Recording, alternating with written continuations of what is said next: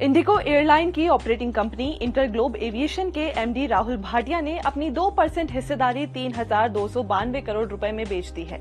इसके बावजूद भाटिया के पास कंपनी में सबसे ज्यादा हिस्सेदारी है। चर्चा है कि इंडिगो ने 30 एयरबस A350-900 विमानों के लिए पक्का ऑर्डर दिया है। ये ऑर्डर इंडिगो को सेफ्टी से इंटरनेशनल डिस्टेंस कवर करने में मदद करेगा। कंपनी की शुरुआत 2005 से हुई और हाल ही में 2024 के एयर ट्रांसपोर्ट अवार्ड्स में एयरलाइन ऑफ द ईयर का इसने खिताब जीता। आज मेगा एम्पायर में बात भारत की सबसे बड़ी एयरलाइंस इंडिगो की।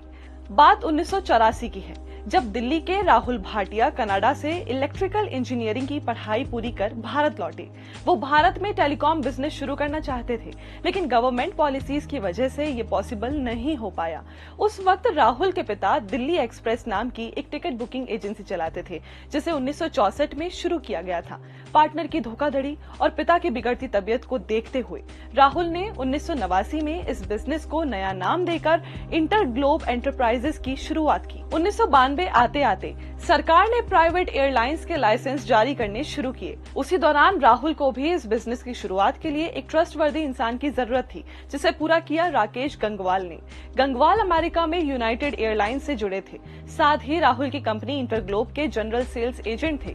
उनकी दोस्ती बढ़ी और उन्होंने एयरलाइंस कंपनी शुरू करने का प्लान बनाया। 2004 में राहुल भाटिया और राकेश गंगवाल को इंडिगो एयरलाइंस के लिए लाइसेंस मिला।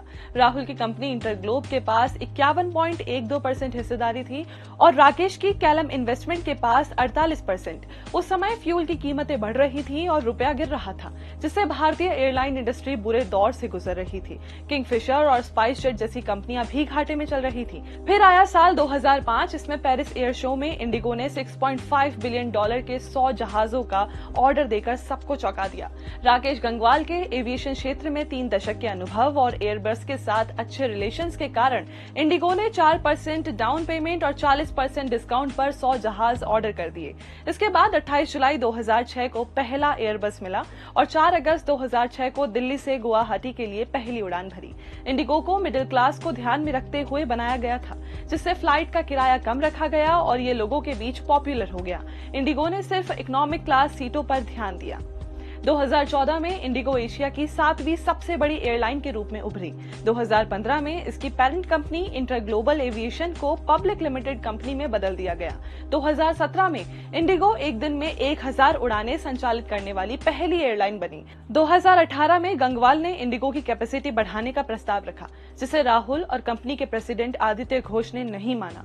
तो गंगवाल ने कॉर्पोरेट गवर्नेंस पर सवाल उठाए और पीएमओ और सेबी को शिकायतें की। इस कड़वाहट के बाद 2022 में गंगवाल ने बोर्ड से इस्तीफा दिया और अपने कुछ शेयर भी बेचे। अब इंडिगो हर दिन 2000 से ज्यादा फ्लाइट्स का संचालन करती है, जिससे 28 भारतीय और 34 विदेशी शहरों में यात्री सफर कर पाते हैं। कंपनी के पास 360 एयरक्राफ्ट हैं। भारत में 61.4% मार्केट शेयर है, यानी हर 10 में से 6 भारतीय इंडिगो से सफर करते हैं। इसके अलावा इंडिगो हर 6 साल में अपने एयरप्लेन्स को रिटायर करती है। इंडिगो के कारोबार में 61.6% का डोमेस्टिक मार्केट शेयर है, 121 डेस्टिनेशन पर सर्विस देती है। साथ ही 36,000 से ज्यादा कर्मचारी है, जिनमें 44% महिलाएं हैं। फाइनेंशियल ईयर 2023-24 में 10 करोड़ से ज्यादा लोगों ने इंडिगो से सफर किया। इंडिगो ही वो कंपनी है जिसके पास 2023 में 300 से ज्यादा विमान थे और जो 10 साल में भारत की सबसे बड़ी एयरलाइन कंपनी बनी, जिसका रेवेन्यू आज 55,000 करोड़ रुपए है। आज मेगा एम्पायर में इतना ही। ऐसे ही और भी वीडियोस के लिए देखते रहिए दैनिक भास्कर ऐप।